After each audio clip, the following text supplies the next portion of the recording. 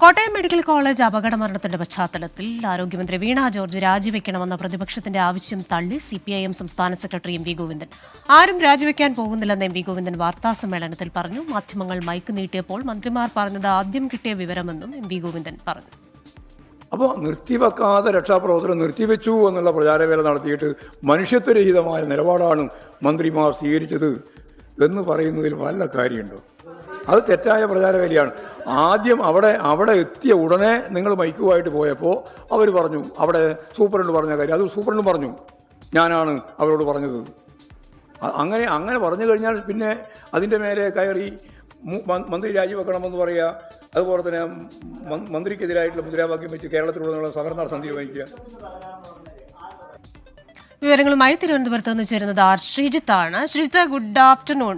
ഇപ്പോൾ രണ്ട് കാര്യങ്ങളാണ് അദ്ദേഹം പ്രധാനമായും പറഞ്ഞു വെച്ചത്. ഒന്ന്, കേരളത്തിലെ ആരോഗ്യരംഗത്തിന്റെ ആ യശസ്സിനെ കളങ്കപ്പെടുത്തുന്ന രീതിയിൽ ഉള്ള അതിനുവേണ്ടിയുള്ള ആസൂത്രിതമായ നീക്കം നടക്കുന്നു. അതിൽ രാഷ്ട്രീയ പാർട്ടികളുണ്ട്, ചില മാധ്യമങ്ങളുമുണ്ട്. രണ്ട്, ഇതിന്റെ പേരിൽ ആരോഗ്യമന്ത്രി രാജിവെക്കാൻ പോകുന്നില്ല, അങ്ങനെയാണെങ്കിൽ എത്രയോ തവണ രാജിവെക്കേണ്ടി വരുമല്ലോ എന്നാണ്. അപ്പോൾ ഏത് രീതിയിലാണ് ഈ ഒരു അപകടത്തെ സിപിഐഎം സംസ്ഥാന സെക്രട്ടറി കാണുന്നത്? സിപിഐഎമ്മിന്റെ നിലപാടെന്താണ്?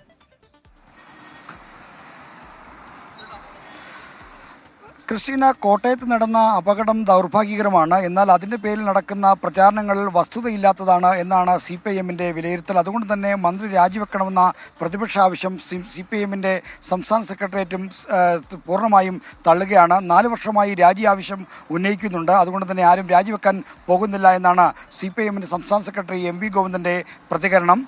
ആരോഗ്യ മേഖലയിൽ ഏറ്റവും കാതലായ മാറ്റങ്ങൾ വരുത്തിയതും ഏറ്റവും വലിയ ചെലവഴിക്കലും നടന്ന കാലമാണ് ഈ LDF സർക്കാരിൻ്റെ കാലം. എന്നാൽ സ്വകാര്യ മേഖലയെ ലക്ഷ്യം വെച്ച് ഈ മേഖലയെ വിറ്റഴിക്കാൻ ശ്രമിച്ചവരാണ് UDF. ഇപ്പോഴും സ്വകാര്യ മേഖലയെ സഹായിക്കാൻ വേണ്ടി പൊതുജനാരോഗ്യ മേഖലയെ തകർക്കുന്നു. അതിൻ്റെ പേരിലുള്ള ആസൂത്രിതമായ പ്രചാരണമാണ് ഈ മെഡിക്കൽ കോളേജിലെ ദൗർഭാഗ്യകരമായ സംഭവത്തിൻ്റെ പേരിലും മറ്റും നടക്കുന്നതെന്നാണ് CPIMന്റെ പ്രതികരണം. തിരുവനന്തപുരത്ത് നിന്ന് ആർ ശ്രീജിത്താണ് വിശദാംശങ്ങളുമായി ചേർന്നത്.